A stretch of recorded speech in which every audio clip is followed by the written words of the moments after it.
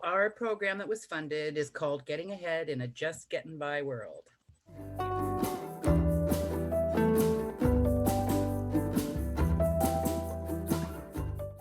Well, so Getting Ahead in a Just Getting By World is basically a collaborative poverty alleviation strategy. And the program enables participants to examine their experiences of poverty and create a plan, a future plan that we call it, for being able to move out of poverty. So it supports participants who are actually called investigators in stabilizing their situations and building resources and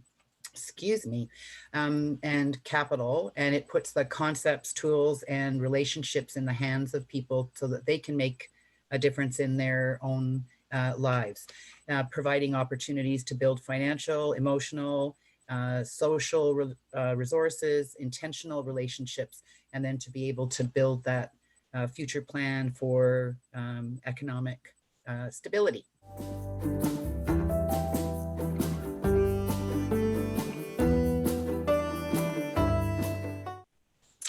Well, we think actually reducing the social costs of poverty and strengthening the workforce and building a more prosperous and sustainable community is a goal that most communities can agree upon. And anything that we can do to improve an individual's success benefits the community as a whole. So personal resources, finding work, and assessing the strengths and weaknesses of our community is necessary, not only from a personal point of view in terms of what can I as an individual do to make my life better, but community contributes actually to the quality of life by helping people build those resources. Who can they go for help? Where do they go? What needs to be done? Not only, again, on a personal level, but also what needs to happen at that sort of systemic or community level. So being able, in the program, being able to explore the opportunities and barriers, like the good, the bad, and the ugly, basically provides an opportunity as well to potentially make some suggestions around some innovative solutions to address those barriers. So for example, here in Haliburton County, that would be things like housing, transportation, jobs, banking, those sort of things that a lot of us just take sort of for granted. Yeah.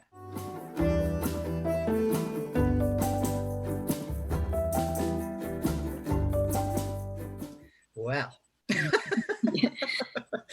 that's a big question. Yeah. So we were luckily able to run the program in person up until December. And then we had to suspend delivering the program, stayed in touch with everybody via text and so forth. And we're trying to figure out how to be able to start it up again, because most of our investigators, if they do have a cell phone, they do not have the data plans, for example, to do what you and I are doing right now.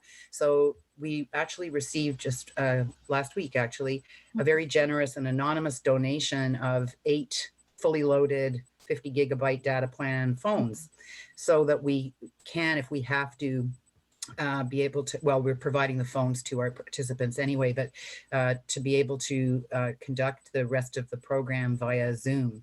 But the impact of COVID, like overall in terms of increasing food prices and food insecurity overall, and then complicated by this whole issue around equitable access to internet, for example, has really posed a significant challenge, which we're trying to overcome. It's not to say that all these things weren't here before, but I think that COVID has just kind of ripped the Band-Aid off those issues, and they're not going to go away when COVID does. So they'll still be here, but we'll just have to figure out a way of addressing those, I think, in a better way.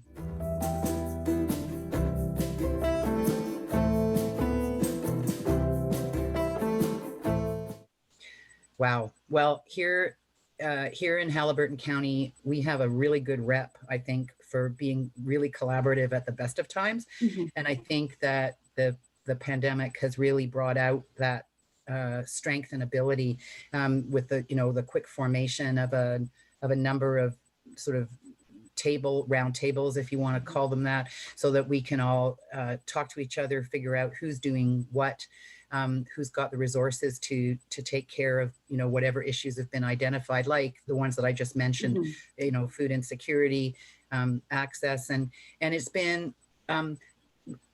really moving, actually, that a lot of the service agencies, at least that I've been, and I have the privilege of dealing with, on a daily, if not, weekly, on a regular basis at any rate, have really just sort of parked what I call turf at the door. So it's not just like, well, this is what we usually do. It's like, there's nothing usual, right, about what's going on right now. And so agencies have really stepped up and stepped in. So where somebody's got the ability or the resources to address a challenge that we've collectively identified, then that's happening. Like, for example, the anonymous donation of the 8 phones to our investigators as an example. I just kind of put that out there, and boom, they arrived. It's just, yeah.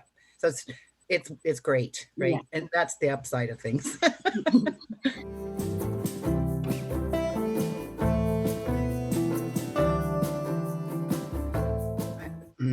I don't think that there's a one size fits all solution.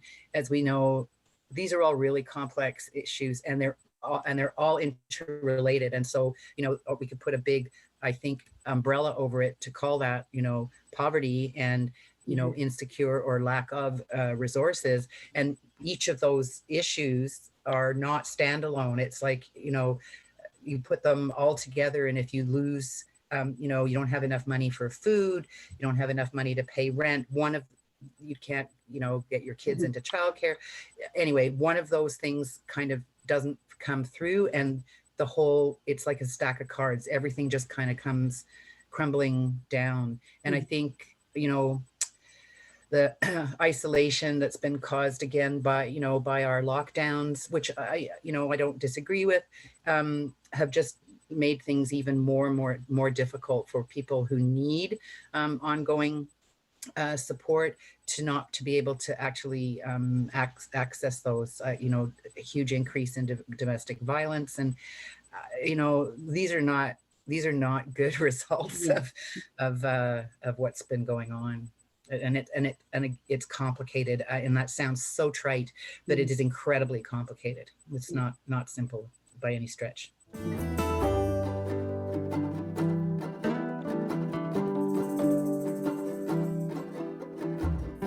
Well, we have, of course, we're in touch with a lot of folk or organizations and agencies who've been providing those services, and we're all being, I think, really diligent about trying to track what precisely. So, in March of 2020, X number of meals were provided. And in, February of 2021, this is what we're doing, so that we can see like an enormous increase in uptake. I know, for example, at the Minden Food Bank have had to not only provide food, but they've been starting to also pack, personal care kits for people. So that's an indication of what else is missing, right, in terms of what people are being able to access. I know Search, for example, too, where, went from a couple of hundred frozen meals a month to thousands, like almost 3,000 meals a month. So it's there again. I mean, I think there's been an existing problem, particularly around, food insecurity. The cost of food has just gone crazy. I know I thought I'd like to make a salad a couple of weeks ago, but I'm not paying $7 for a head of lettuce. Yeah. And so I can, if I chose to, but there are just so many people. I mean, it's not possible, right? Yeah. And anyway, yeah. So I think we're all trying to make sure that we've got things in place that we can measure and be able to provide, important information going forward in terms of the impact of things that have been going on of late. Well, I like to say recently, but it's almost a year now. So. Yeah. Yeah.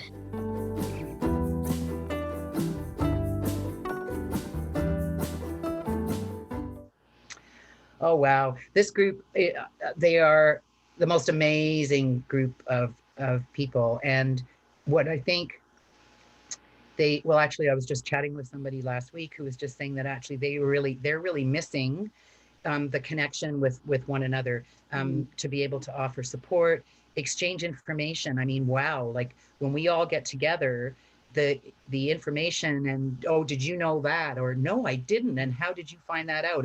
And so, that the ability to be able to do that has, running the program allowed that to happen. Now having it like temporarily suspended has I think made people realize just like how important being able to establish and continue, relationship building is. And it's an enormous resource, and it's desperately missed. So yeah, trying to figure out ways to carry on, and everybody's dying to get back together again. So, and I think that will be long standing, going, outside of the program. I know even that we've not been able to meet personally. Everybody's in touch with each other, on a regular basis. So, and that's really important. Those support networks. Yeah. Very important.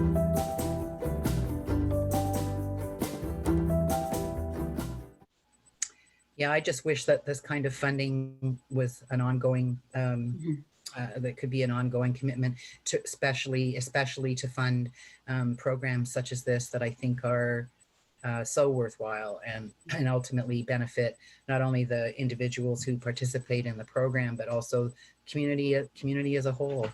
Yeah,